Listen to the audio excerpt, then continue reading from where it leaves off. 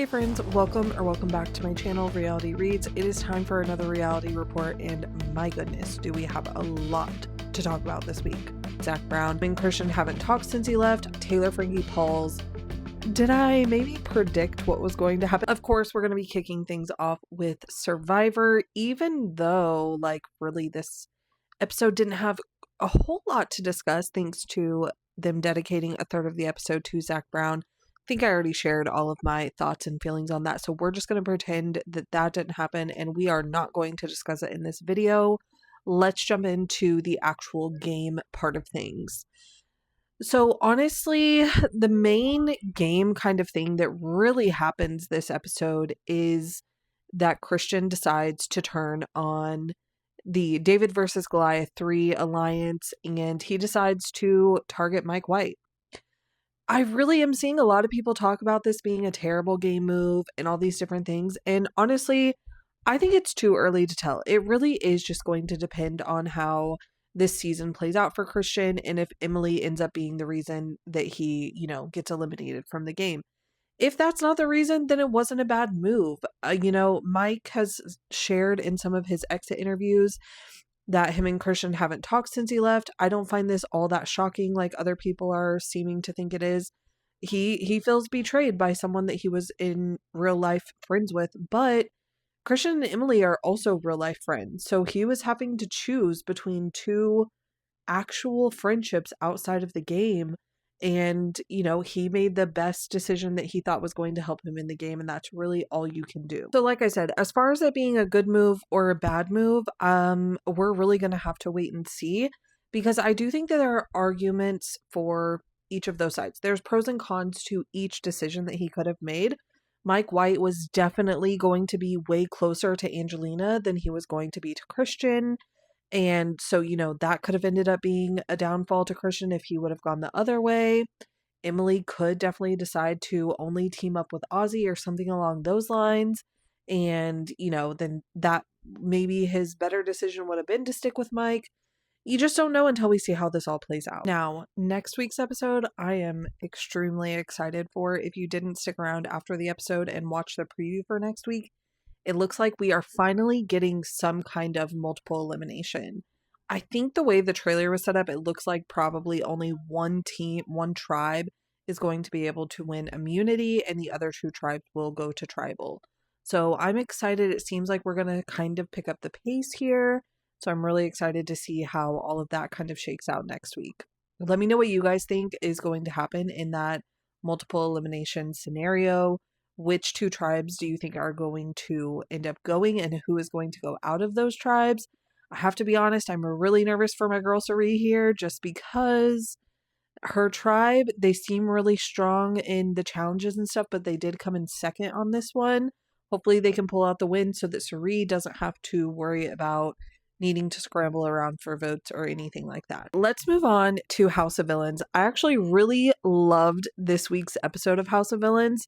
And did I maybe predict what was going to happen? That Paul wins the redemption challenge and it comes down to Johnny and Ashley. And honestly, I don't care between the two of them who goes. Can we have a double? Since Ashley's sick, can she be medevaced for stomach flu and then Johnny gets voted out? In my world, that would be the perfect scenario to happen, but I don't know. I don't know how that would work for House of Villains.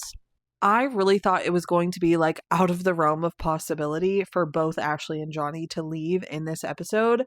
And my goodness, I could not be happier that that is exactly what ended up happening. So Ashley goes out because of her being super, super sick.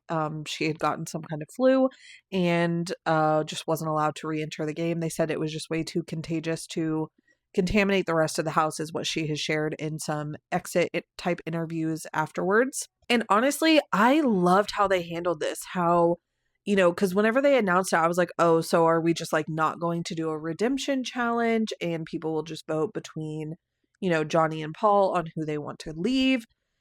And I love that they made Kate nominate a third person and replace Ashley. And one thing that I have found out in watching some of the exit press is in the episode, they really make it look like maybe Ashley, just in her, sick, almost delusional state had left that journal outside. That is not the case. What actually happened is Paul and Johnny were using her journal to write songs. They were writing down lyrics, and they're the ones that left that journal outside, and it was later found by Kate. And I also think that it's funny that like Tyson pulling his prank of cranking up the heater to a crazy degree and Kate being like having to go outside because it was so hot in the house, that is what makes him end up being the person put up on the hit list. I think that even if Kate hadn't found this journal, Tyson was going to be her other option because we saw her go back and forth between like, do I nominate Tyson or not so much in the previous episode. And her finding the journal just kind of cemented that like line of thinking and gave her some actual like reason to do it and to tell everyone why she was doing it. So absolutely loved that. I really did enjoy the redemption challenge this week. I thought it was very interesting how they had to kind of rely on other people in the house to be able to win. And I think that honestly, it really shows how close Tyson and Tom are with how many of those, different missions Tom was willing to do for Tyson. And I think a lot of people were picking up on that. So we see that Johnny goes home. Honestly, I was really, really nervous for this because in the episode, we really weren't seeing a whole lot of Paul like going around and campaigning. And so I was like, what is going on here? We're like, Paul, come on, come on, come on. And everyone was chatting in chat BCC, and I even like sent a post to Paul, and I was like, give us some behind the scenes information here. We're not seeing you campaign, but I just don't genuinely don't believe that you would not be going around campaigning. And he did put a message out and was like, no, I was so nervous about votes.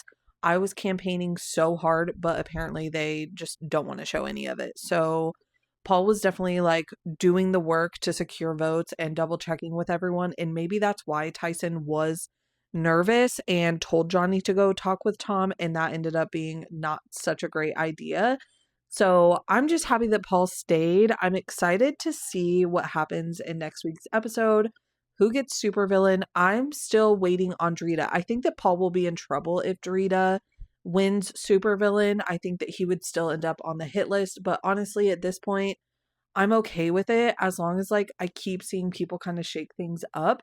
Tyson going on the hit list, even though that's what I was wanting, since it was just so quick that he went on the hit list and then he won the redemption challenge, we didn't really see him have to scramble at all. And I want to see Tyson scrambling and getting out of that because I think it's going to be really chaotic. But overall, this was one of my favorite episodes of the season so far, but I'm really excited to see what happens next week. Something new I want to start doing in this video, that I put out every week.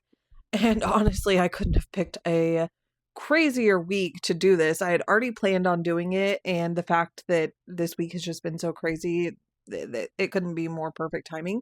But I kind of want to talk about reality TV news and the headlines, and we have a lot of it. So, of course, if you have not heard by now, Taylor Frankie Paul's Bachelorette season has officially been canceled by ABC following reports of a new DV instance that has happened this year, as well as the release of footage from the DV incident that she was arrested for in 2023. Here's the deal. I think that ABC did make a good decision here, but I am very annoyed because this is information that ABC, as a parent company, knew when they chose to put her as the Bachelorette. She should have never been made the Bachelorette to begin with. If they wanted someone to pull in new viewership and a new audience, there is other people available on that same cast of her show. Miranda and Layla, either one, they're both single. I don't know if either of them would be willing to do the Bachelorette, but who knows, maybe. But then there's other dating shows and different things like that they could have pulled from, maybe someone from Love Island, or bring back an old favorite or something like that. I don't really follow the Bachelorette, but I know that they did this because they wanted to bring in new viewers. I think that was going to work for them, but they chose the wrong person. And I think that it's it was just a bad decision from the beginning because, like I said, this was known information. The incident that stemmed from the video that was released this week, literally that incident happens in the pilot episode of season 1. So when they started filming season 1, like one of their first few days of filming, this incident happens, and filming for that whole television series is put on pause until after Taylor like handles all of her court stuff, and then they decide to go ahead and move forward with filming. So they had all of this information available to them, and they even had, probably some of that camera footage. They probably had seen the video because they had to be probably really involved with this court case. They probably had to hand over some of their own video evidence as part of this case. And so, yeah, it's just a bad decision from the beginning from them to even choose her to be the main Bachelorette contestant. And I will still stand by my statement that I made in my initial TikTok video about this, that ultimately the reason that they decided to pull the plug on this season is because a lot of their brand partners were, threatening or saying that they were pulling out. I know Cinnabon was one that had already pulled, and that was even before the release of the video, which for whatever reason, it seems like the video really made everything else explode. I think the reason that the video did make so much, more waves is because of the involvement that her daughter was involved in that video, which is understandable, especially because now it seems like maybe she wasn't as transparent with everyone about how, some of those things went down that night and how the daughter was affected. So overall, I think it was a smart decision for ABC, but I'm not giving them much kudos because I feel like they made a bad decision in general, naming her as the Bachelorette. And I also just don't think that they pulled this as like feeling morally obligated, but it was just because they were going to be financially impacted if they did not. I am filming this video on Saturday. Who knows between today and tomorrow, whenever this actually uploads, what new information will come to light. I do know that there was a press release yesterday where it did state that Dakota was granted his protective order. They will go to court for all of this in the beginning of April.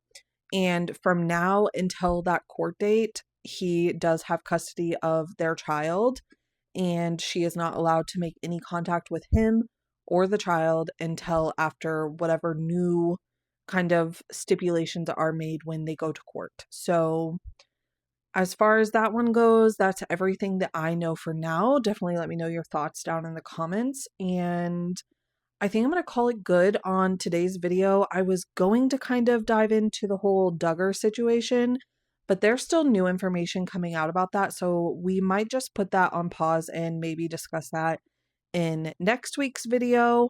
But if you guys are following that at all, let me know what your thoughts are down in the comments on that one as well. And I will be back on Tuesday, and we are going to break down Julie's Instagram post. So for all of my Big Brother people, we're really going to take some time to dive into that whole situation and just see if there's any kind of clues and details that we can pull from it. I know I already have my own theory, but that was just a very base level look at the photo. I want to dive deeper and see if my mind changes and see if we can come up with anything. So that is coming your way on Tuesday. As always, thank you so much for watching. Make sure you hit the subscribe, and I will see you later.